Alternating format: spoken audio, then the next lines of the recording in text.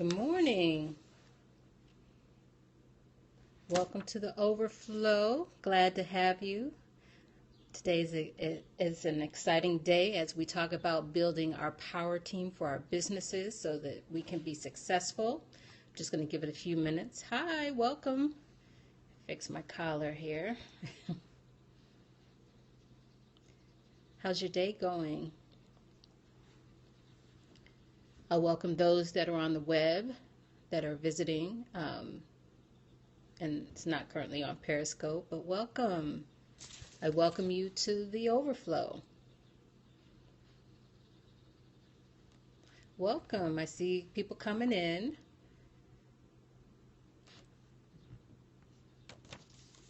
Thank you for joining me today. Cleaning house today, so stopped just to come on and chat with you about business. This is week 3 for those, if this is your first time with us. This is a community of new entrepreneurs, new investors. We're building a foundation on how to have a successful business. My name is Renee Rainey, and I am an entrepreneur. I'm a published author. I am the author of How to Live in the Overflow. This book can be found on Amazon.com, and also the link is in my bio here at Periscope and on Twitter. Also, I formed a group just for the entrepreneurs and investors, Facebook group. Come over and join us because I do put resources on there for businesses. Last week I put the first week we talked about building a successful business plan. Week 2, we discussed doing the financial piece of the business plan. So you can go to the Facebook group, and there it is again. And you'll be able to download an electronic version of the financial piece of it.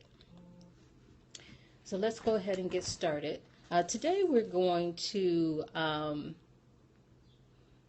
also, just to give you a background, also, not only am I an entrepreneur, but I do have my bachelor's degree in business.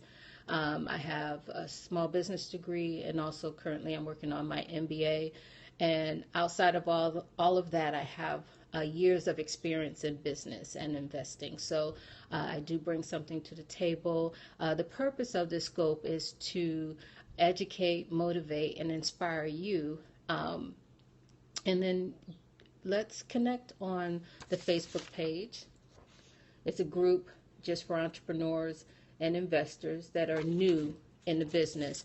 And also in my book, I discuss my journey and how it was as a single parent trying to build a business, and the obstacles that I faced and the victories that I had.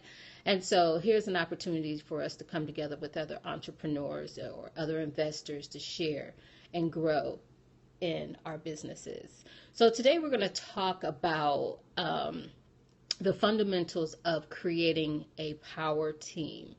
And what I mean by that is that whether you're online, you have an online business, or I have a real estate investment business where I invest in have rental properties.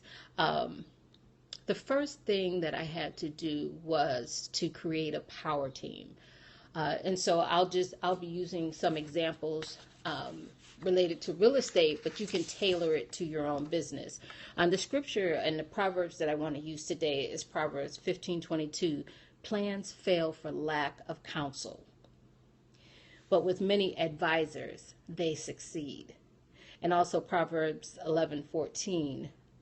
Without good direction, people lose their way. The more wise counsel that you follow, the better your chances. And that is so true. I took the Robert Kiyosaki real estate investing course. And so sharing bits and pieces on how I got into the business. And so I believe it was either 13 or 14 week course. And each week I had assignments. I had to, at the end of the course, they guaranteed that I would purchase my first rental property. And it's so true, you get a coach. That coach stays with you, makes calls to you. But one of the things I had to do was create a power team. And so, why a power team? With the journey that you're on, you definitely don't want to do it alone. And so, even the most confident and experienced business owners or investors still seek out knowledgeable advisors. They rely on competent professional assistants to handle specific areas of their expertise. So today I'll use the example, my journey with getting into the real estate business. And again, use it for your business and tailor it, because the concept still remains the same, whether you're into teaching or whether you're whatever your business is, you definitely want to have a power team behind you. So for the real estate, I had to find an accountant, a bookkeeper, a mortgage broker, a lawyer. I had to find property inspectors, a property manager. I had to find a realtor. And so how I started the process was that I went to people that I knew and trusted. So I went to other, and it was so amazing. I didn't realize how many real estate investors were out there. And so once I got into the business and the word got out, then I got a lot of referrals and met a lot of people. And so I was able to ask them for referrals, or if they knew anyone that could assist me in any one of those areas. The second thing was, as I was meeting people, so my mortgage broker, for example, he was a referral of a peer at work. It was her brother. And she was like, oh, my brother is a mortgage broker. So she gave me his name and number. So when I met him, he was in Cleveland and I'm in Columbus. I'm in the Ohio area. He came all the way to Columbus just to meet with me personally. And so not only did I get a lot of referrals from him, I got a lot of advice from him because he was also into the real estate business. So that's one of the key things. You want people on your team that have the same expertise that you're seeking. So my mortgage broker had rental property, my accountant had rental property, my lawyer has rental property. So they stay on top of the laws, the rules in the game, because I came into the business at a time where the mortgage was changing. And so I came right at the beginning of that mortgage bubble that happened. And so the rules changed. And so they were right on top of it. So I was able to purchase my property at the end of my course. The other thing is check with organizations. So for example, I went to RIA, which is Real Estate Investment Association, where other they have an organization of real estate investors where you come together. And so I was able to get a lot of referrals from them. These are people that have a lot of skin in the game, that have been in it for years. Not someone that did it, tried it, and failed, or did it, tried it, and not active. You definitely want your team, your power team of people to be currently active in the expertise. So like say, for instance, the online business. Right now, you definitely want to associate not with an up and coming online person that's just starting their coaching program or just starting their online business. You want to be referred to maybe their coach. I had a coach, my online coach was Montina Portis. And so she started her business from scratch on YouTube. And then from there, now she's invited to television stations, just telling her story. And she started on YouTube. But her mentors are like, the big names in the online business. And so she was able to consistently bring fresh updated information about having a business online. So that is key, because one thing notice about the internet: 1 minute people are on Facebook, the next minute they're on Instagram, the next minute they're on Periscope. Now they're over here and on this new and latest and greatest and Snapchat. I mean, people just constantly, the online businesses is constantly moving, and you have to stay on top of that. The other thing is that I was able to, when I went to the organization, like the inspectors, they're also members. So you're able to meet people one-on-one. You're able to get referrals. You definitely want to get referrals. Now, when shopping for a professional service, consider these three things: cost, service, and you want to make sure, not three things, but these two things: the cost, how much do you want to pay, and how much can you afford to pay for their services. You definitely, if you find a good advisor, you'll find that, like, especially with real estate, you have so many people involved in the transaction. You want to make sure that everybody walks away from the table benefiting from the purchase. So, and not just one person making all the money, everybody comes together and makes money. So you definitely want to pay your advisors well. That was one of the things that we learned in Robert Kiyosaki's course, that pay your advisors well, because they will keep you out of trouble. And so, like, when I would get a new property, I would do the numbers, and hey, I'd call up my team. I found this property, here are the numbers, and they would give me their advice. There's some properties where, my mortgage broker was like, Renee, that's not going to work. Or my attorney, or my accountant, they were able to, from their experience and expertise, give me some wise counsel. And services, what do you get for your money? Now, my team, I could basically contact them. There was one time I was with a tenant I had evicted from the property, and I see people still joining. Welcome to the overflow.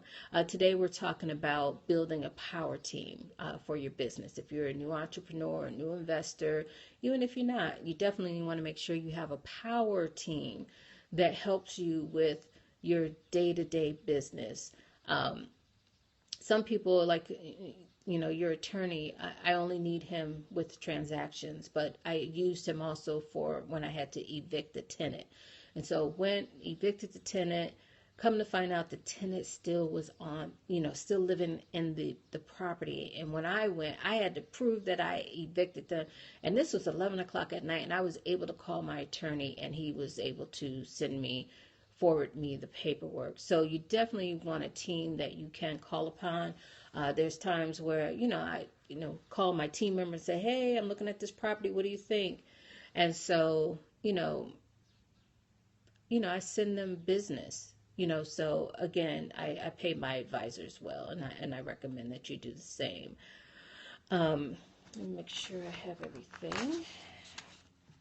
And then the requirements. What do you want the person to do for you? Be clear with what you're looking for, and also be clear to the person that you're hiring to be on your team. So that way there's no misunderstandings.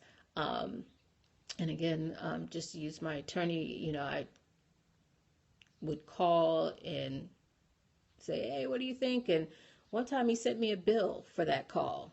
And so, I paid the bill because, we've established a great relationship, a good business relationship.